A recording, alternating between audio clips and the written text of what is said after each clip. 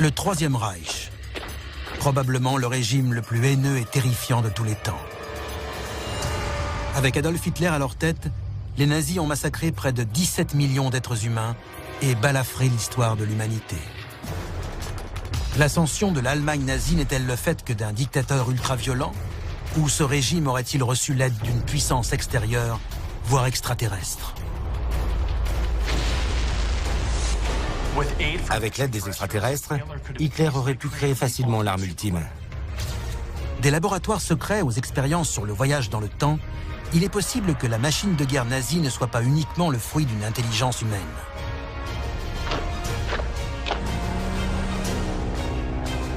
Dans cet épisode, nous lèverons le voile sur une vérité qui risque de vous étonner.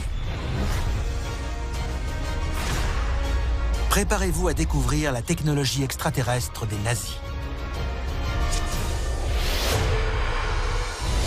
La machine est en marche. Des dossiers restés confidentiels pendant des décennies et décrivant des manifestations extraterrestres ont été rendus publics. Nous allons révéler le contenu de ces documents et découvrir ce que le gouvernement américain voulait cacher.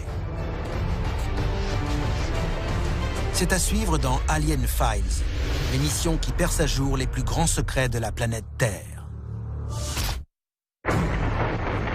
Nous sommes en Allemagne en 1942. La guerre s'est emparée de la quasi-totalité du globe. Hitler évoque en public ce qu'il appelle son arme ultime, avec la conviction qu'elle aura pour effet de remonter le moral de son peuple. Soudain, les nazis dévoilent une arme encore jamais vue jusque-là, le missile V2. Le V2 était un missile à la technologie très avancée, mis au point par l'Allemagne nazie. Il avait une portée qui lui permettait d'atteindre la Grande-Bretagne, et même au-delà, au fil des améliorations qui y étaient apportées. Hitler avait exigé des scientifiques du régime qu'ils lui fournissent une arme de nouvelle génération. Le V2 est le premier missile balistique longue portée et le premier objet fait par l'homme à entrer dans l'espace. Mais pour certains, c'est la preuve que les nazis disposaient d'une technologie de nature extraterrestre pour construire le Troisième Reich. Comment les nazis pouvaient atteindre l'espace alors que l'homme ne volait que depuis une quarantaine d'années? La réponse nous conduit vers une source étonnante. La chute d'un objet qui, pour beaucoup, aurait permis à Hitler d'avoir accès à un ovni. Dossier déclassifié, l'ovni des nazis. Dans son livre « Les sociétés secrètes et leur pouvoir au XXe siècle », Jan Van Helsing raconte un incident incroyable. En 1936, Hitler était déjà aux commandes de l'Allemagne nazie et préparait son offensive massive. Une nuit, les habitants de la petite ville de Fribourg sont réveillés par un étrange appareil en forme de soucoupe, s'écrasant avec fracas dans la forêt. Quelques heures plus tard, le secteur est bouclé par les soldats. Certains avancent que les nazis avaient trouvé quelque chose d'inouï. Un vaisseau en forme de disque, une soucoupe volante. Si c'est bien le cas, imaginez quel usage a pu faire le Troisième Reich de cette technologie. L'OVNI de Fribourg aurait été transporté au quartier général de la SS, le célèbre château de Wewelsburg.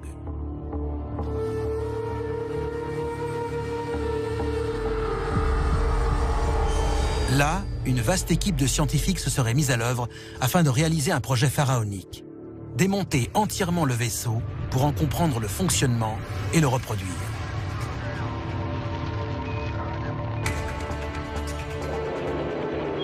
Les Allemands se sont mis à développer des moteurs à réaction, ainsi que des blindages de chars très sophistiqués. Mais la tâche la plus importante aurait été confiée à un scientifique autrichien, Victor Schauberger. Sa mission, percer le mystère d'un système antigravitationnel. Il aurait ainsi réussi à développer une machine connue sous le nom de répulsine et fonctionnant grâce à un vortex. Juste au-dessus de l'appareil, la répulsine créait un vortex, ce qui le propulsait dans les airs et lui permettait de se déplacer avec une grande agilité, comme le ferait un ovni. Ce qui est fascinant avec cette technologie, qui est bien réelle, c'est le fait de créer un vortex au-dessus ou devant un aéronef, exactement comme l'ont fait les Allemands lors de la Seconde Guerre mondiale. Et cela ne peut être qu'une technologie issue de l'épave de l'OVNI qu'ils ont récupérée. Si les nazis maîtrisaient les secrets d'une technologie extraterrestre, ils auraient eu la possibilité de concevoir des armes révolutionnaires. Des armes face auxquelles les Alliés risqueraient bientôt de se retrouver.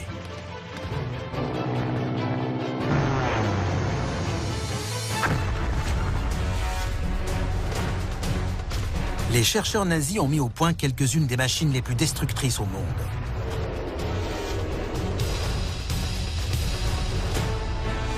Mais de nombreux indices portent à croire qu'ils se sont inspirés d'une technologie venue d'ailleurs. Les nazis avaient la conviction qu'il existait une civilisation extraterrestre quelque part et que la puissance de feu de cette civilisation surpassait tout ce qui existait sur Terre. Alors forcément, ils se sont intéressés à cette technologie et ont cherché à mettre la main dessus par tous les moyens. Certains ufologues pensent que la découverte de l'OVNI a permis aux nazis de créer un prototype antigravité, le Repulsine. Ces illustrations montrent un certain nombre d'appareils nazis antigravitationnels. Certains estiment que ces aéronefs sont la preuve de l'exploitation par les ingénieurs nazis de la technologie extraterrestre. Voici l'un de ces appareils, le Onebu. Il s'agirait d'une soucoupe volante mesurant 25 mètres de diamètre et capable de voler à la vitesse de 17 000 km/h. Selon certains témoignages, ces machines pouvaient être de toute taille. Il en existait de très grandes et de minuscules, lancées par des catapultes. Si les nazis ont tenté de fabriquer une flotte d'ovnis pour dominer l'espace aérien, existe-t-il des preuves qu'ils aient vraiment volé? Demandez aux pilotes alliés de la Seconde Guerre mondiale. Dossier déclassifié, les Foo Fighters. À partir de 1942, plusieurs pilotes en mission en territoire ennemi disent avoir observé des boules de feu filant à travers le ciel et s'approchant de leurs avions. Vers la fin de la Seconde Guerre mondiale, plusieurs escadrons américains ont vu ce phénomène. Le terme Foo Fighters vient de deux mots. Foo pour feu en français et fighter, un chasseur. B.C. Lumsden, de la Royal Air Force britannique, rédige un rapport dans lequel il évoque des boules lumineuses rencontrées à 7000 pieds et filant vers son appareil avant de s'écarter. Des centaines d'autres témoignages ont été recueillis. Certains évoquent des combats aériens acharnés menés contre d'étranges boules de lumière. Nous pensons qu'il s'agissait bien d'objets réels et pas d'illusions d'optique ou de phénomènes naturels. Nous en avons la conviction parce qu'un bombardier B-29 s'est mesuré à un Foo Fighter au-dessus du Pacifique en 1945 et qu'il l'a abattu. Si Hitler avait vraiment accès à une intelligence extraterrestre, il y a fort à parier qu'il n'a pas cherché qu'à développer des machines. Grâce à l'aide des extraterrestres, Hitler aurait très bien pu concevoir l'arme ultime. Quelque chose de bien plus puissant qu'un canon ou un aéronef. Au cœur de la Seconde Guerre mondiale, les forces alliées bombardent la zone occupée sans relâche, causant des dégâts importants. Hitler a besoin d'aéronefs capables de se priver de pistes de décollage. Ce qu'il va trouver pourrait être l'invention la plus terrible de l'histoire. Dossier déclassifié, projet Die Glocke. La rumeur dit que ce projet était inspiré par la découverte de l'OVNI en 1936. Des travailleurs forcés ont creusé un centre de recherche souterrain dans la chaîne des Sudètes. D'après certains ufologues, ces installations avaient pour but de développer une machine appelée Die Glocke, ou la cloche. Die Glocke était un appareil de la forme d'une cloche, mesurant 5 mètres de haut. La rumeur dit que 5 des meilleurs scientifiques nazis sont morts pendant sa conception. Ces sacrifices indiquent qu'Hitler était sur le point de trouver quelque chose.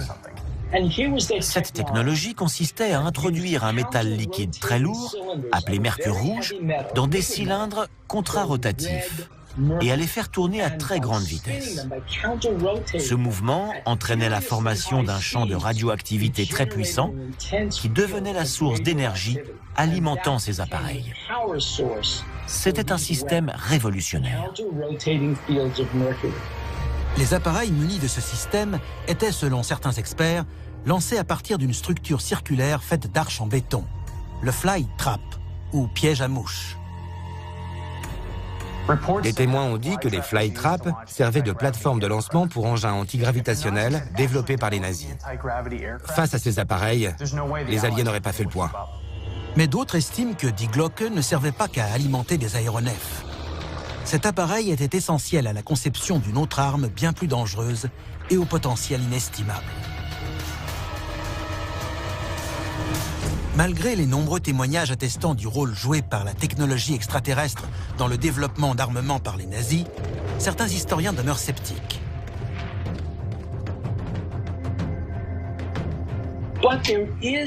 Il existe pourtant des preuves formelles.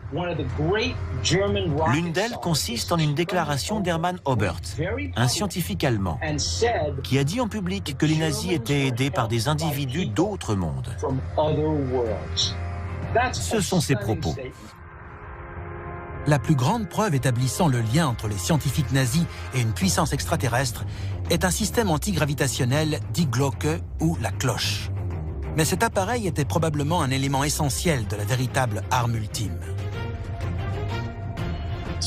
Il existe des témoignages disant qu'au sommet de cette machine se trouvait un miroir capable de montrer des images du passé. Est-ce que, comme certains l'assurent, Hitler et ses scientifiques auraient conçu une machine à voyager dans le temps?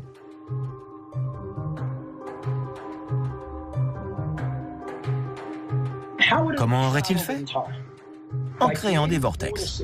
Il suffisait d'en ouvrir un pour déformer l'espace-temps autour d'eux. Imaginons que Die Glocke était bien une machine à voyager dans le temps et qu'Hitler avait réussi à la créer. S'il avait pu l'utiliser pour se rendre à n'importe quel moment de l'histoire, il serait devenu impossible à arrêter. Il aurait pu faire tout ce qu'il voulait, sauver l'Allemagne nazie et assouvir sa soif de domination du monde. Mais en 1945, le Troisième Reich s'effondre. We will gain the inevitable triumph, so help us God. Hitler aurait ordonné que la cloche soit détruite pour éviter qu'elle ne tombe entre les mains des Alliés. Mais il existe une autre théorie. En décembre 1965, 20 ans après la disparition de Die Glocke, un appareil de la forme d'une cloche, émettant une lumière bleue et une forte radioactivité, a été vu au-dessus du Canada, du Michigan et de l'Ohio, volant en décrivant des cercles. Il se serait ensuite crashé en pleine nature, à proximité de Kecksburg, en Pennsylvanie. De multiples témoins assurent avoir vu l'objet s'écraser et que sa forme rappelait celle d'une cloche aux proportions identiques à Die Glocke. Certains témoins racontent qu'un groupe de soldats américains ne portant aucun insigne sont très vite arrivés sur les lieux pour récupérer l'aéronef. Les soldats ont dit « Bouclez-la, ne parlez jamais de ce que vous avez vu ». Cet accident confirme-t-il la véritable nature de Die Glocke? Die Glocke aurait disparu dans le temps plus de 20 ans, pour réapparaître en Pennsylvanie avant d'être acheminé à la base aérienne de Wright-Patterson, dans l'Ohio. C'est là que se trouve, à notre connaissance, la machine à voyager dans le temps. À la fin de la guerre, le monde s'est senti libéré de la menace nazie. Mais la technologie extraterrestre leur a peut-être permis de continuer à exister, malgré les apparences. En 1947, l'US Army reçoit une lettre de Guida Bernardi, un homme se présentant comme un ancien espion nazi. Dans ce pli, il prétend non seulement qu'Hitler est en vie, mais qu'il aurait résidé à bord d'un U-boat spécialement aménagé. Il y aurait supervisé des expériences impliquant des technologies très avancées, comme des soucoupes volantes prêtes à attaquer certaines cibles en Amérique, en Grande-Bretagne et à travers le monde. D'après l'ancien espion, le sous-marin d'Hitler aurait mis le cap au sud, au-delà de l'Afrique. Pourquoi il serait allé au-delà de l'Afrique? Il n'y a rien plus au sud, si ce n'est l'Antarctique. En 1938, une expédition nazie sur ce continent crée la rumeur de la présence d'une base secrète cachée sous la glace dans une région appelée Nouvelle Souabe. Serait-ce dans cette base qu'Hitler aurait continué à développer son programme? Et si oui, ne l'aurait-on pas découverte? Dossier déclassifié, opération High Jump. En 1946, l'amiral Richard Byrd affecte 4700 soldats, 13 navires et de nombreux avions et hélicoptères à une mission de recherche d'une durée de 8 mois. 2 semaines plus tard, après avoir subi de lourdes pertes, la mission est annulée. Ce n'était pas une mission d'exploration, c'était une manœuvre de guerre. L'amiral Byrd a débarqué en Antarctique en ordre de bataille. À son retour, l'amiral interviewé par la presse met en garde les États-Unis de la nécessité d'une protection contre la possibilité d'invasion par des appareils hostiles venus des régions polaires. Les forces américaines se seraient-elles retrouvées confrontées à la puissance nazie et à son armement ultra perfectionné? Ça peut paraître fou, mais si c'est vrai, les nazis pourraient très bien vivre encore aujourd'hui sous la glace de l'Antarctique. Tous ces indices indiquent qu'Hitler a pu détenir une technologie extraterrestre lui permettant de concevoir des machines révolutionnaires et peut-être même voyager dans le temps. Mais comment pourrait-on affirmer aujourd'hui que le régime nazi n'existe plus?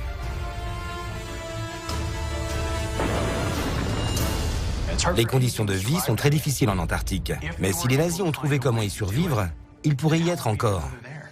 Ces coordonnées géographiques dévoilées il y a peu de temps indiqueraient-elles l'entrée d'une mystérieuse base souterraine? Les images satellites montrent clairement une ouverture dans le sol de l'Antarctique, de près de 100 mètres de large. C'est l'idéal pour cacher des ovnis. Entrez ces coordonnées sur Internet et vous verrez un trou béant qui ne peut être autre chose qu'un accès aux entrailles de la Terre. Si cette hypothèse est vraie, les nazis sont peut-être encore aujourd'hui en train de développer des armes surpuissantes et pourraient bientôt refaire surface. C'était Alien Files, l'émission qui perce à jour les plus grands secrets de la planète Terre.